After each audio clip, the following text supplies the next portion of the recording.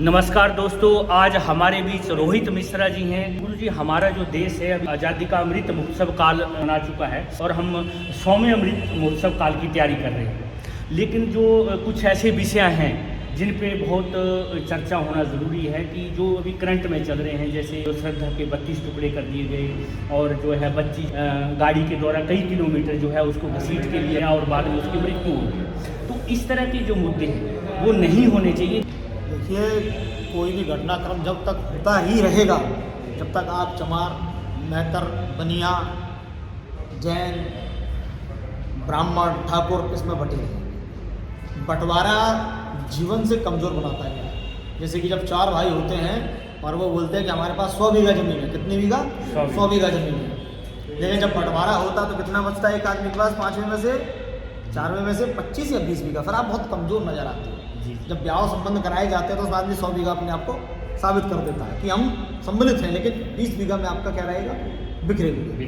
तो जब तक आप ये बिखराव रखेंगे कि मैं बनिया, तू ब्राह्मण, आजकल ये जय भीम के नारे लगा रहे हैं, यही लोग जुड़ गए उनसे।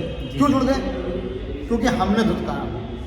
हम जब तक किसी को धुतकारेंगे कि तू इस हैंडपम्प से पानी नहीं भर पाएगा, तू इस देवता के दर्शन नहीं कर पाएगा उसका, अगर आप इस प्रकार से किसी को रोकेंगे तो वो क्यों दर्शन करने आएगा? और जो जब तक दर्शन नहीं करेगा, जब तक उसको आध्यात्म का ज्ञान नहीं होगा, वो कितना भी कमीन आदमी हो, मेरा मानना है, कितना भी मतलब धूर्त व्यक्ति हो, एक बार जब भगवती के समक्ष वह पहुंचता है तो कहीं ना कहीं उसका हृदय भगवती आध्यात्म से जुड़ता है। लेकिन जिस आध्यात्म उस भगवती के दर्शन नहीं आपने करने दिए, हालांकि अब ये बहुत कम हो गया है, लेकिन कम होने के साथ राजनीति के चलते जो बंटवारा कर लिया गया है पुरानी चीज़ों को लेकर के, हमें पानी अब ये कम नहीं होने, अब बहुत कम है। लेकिन फिर भी कहीं कहीं जो है रूरल एरिया में, हाँ रूरल एरिया में जो है, तो उसको भी अपन को खत्म करना है। और हम सब एक हैं, सनातनी हैं, हिंदू तो हैं। मैंने बोला था कि हम घर घर तुलसी लगवाएंगे और गौ माता पुजवाएंगे। ये छोटा सा मैंने लिखा था कि गौ माता पुजवाएंगे, घर घर तुलसी लगवाएंगे। हम हिंदू हैं, हिंदुस्तान के, ताजमहल से नहीं, अयोध्या, मथुरा और काशी से जाने।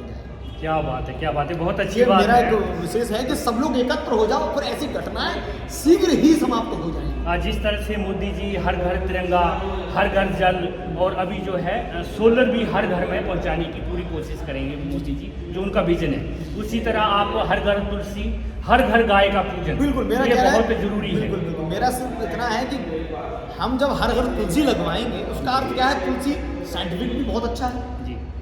अगर आप जिसके आपने देखा होगा बैक्टीरिया वगैरह मुंह में पैदा हो जाते हैं, तो अगर आप तुलसी के पत्ते को रखना प्रारंभ करते हैं मुंह में, तो तुलसी आयुर्वेद भी है, औषधि भी है, और देवताओं शालिग्राम की पूजन के तौर पर भी प्रयोग की जाती है। तो तुलसी का कहते हैं कि बहुत सारे महत्वताएं हैं इन सब चीज़ों। आध्यात्म से जुड़ना बहुत आवश्यक है, और जुड़ेगा जब हम पहले एकत्र हो पाएं। खुद ही एकत्र नहीं है तो आध्यात्म और किसको लेके जाएगा? तो गुरु जी, जिस तरह की मुहिम चली हुई है एकत्रित होने की, तो जब हम 100वां अमृत महोत्सव काल मनाएंगे तो तब क्या समझते हैं आप, वैसा भारत जो आप भी सोच रहे हैं, बिल्कुल मन में भी है, वैसा बन जाएगा? तो बिल्कुल होगा। हम जो विचार करना प्रारंभ करते हैं, धारणा, ध्यान, दर्शन, हम जो इस विषय में वर्क कर रहा हूँ, क्योंकि जब महर्षि पतंजलि ने अष्टांग योग लिखे, क्या लिखा उन्होंने?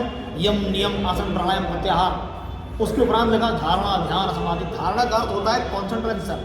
जो कॉन्सेंट्रेशन अपन करते हैं किसी भी विषय पर, जो हम पहले विचार करना प्रारंभ करते हैं, तभी उस तक हम पहुँच पाते हैं।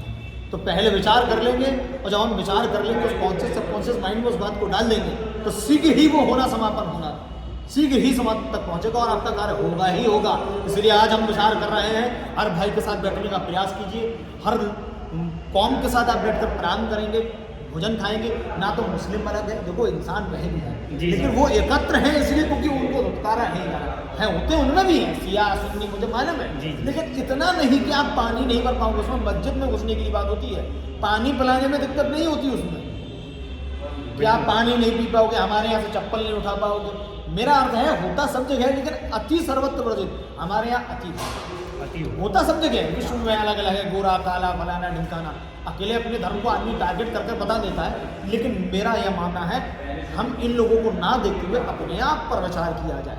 दूसरे को देख के कि भैया रोड पर एक्सीडेंट हो गया गाड़ी का, तो रोड पर गाड़ी थोड़ी चलाना बंद कर दिया जाएगा। इसलिए सब लोगों को सम्मिलित होकर कार्य करें और 100वां जो अमृतकाल मनाया जाएगा, मैं ये मानता हूँ काफ़ी हद तक हम एकत्र होंगे और इस कुरीति को खत्म किया जाए। बिल्कुल बिल्कुल, कुरीति खत्म होगी तभी तो ये सब अड़ांग बड़ांग कार्य खत्म हो जाएंगे। तो दूसरी तरफ गुरुजी जो गौ हत्या अभी भी बंद देखिए, नहीं है हत्या पूरे से देश में। देखो गौ हत्या और गौ को अभी राष्ट्रीय देखो ये राजनीतिक मुद्दा काफी बनाया जा रहा है। जी, मैं जी। आपको बताता हूँ, जी।